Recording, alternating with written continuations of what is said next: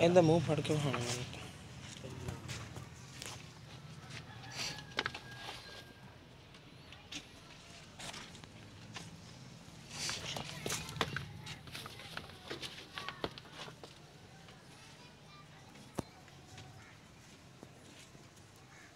ਗੱਭਣ ਮਹੀਨਾ ਹੋ ਗਿਆ ਨਾ?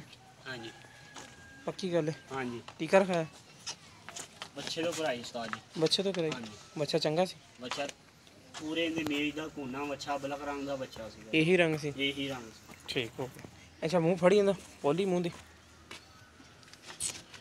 ਕੈਮਰੇ ਤੋਂ ਡਰਦੇ ਨਹੀਂ ਥੋੜ੍ਹੇ ਬਹੁਤੇ?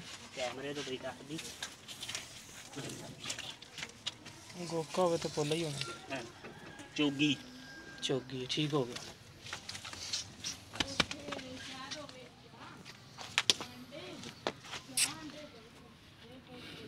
ਦੁੱਧ ਕਿੰਨਾ ਕਰਦੀ ਪਈ?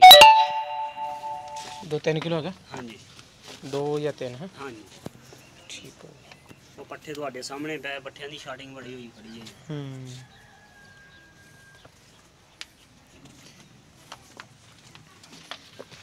ਇਹ ਤਾਂ ਮਾਸ਼ਾਅੱਲਾ ਸੋਹਣੀ ਹੈ।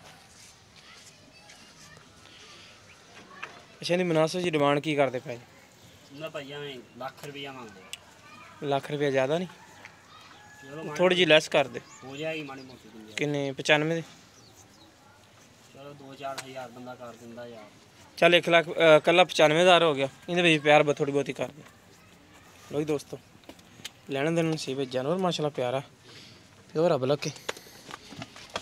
1 ਮਹੀਨੇ ਦੀ ਗੱਭਣ ਜਨਾਬ ਜੀ।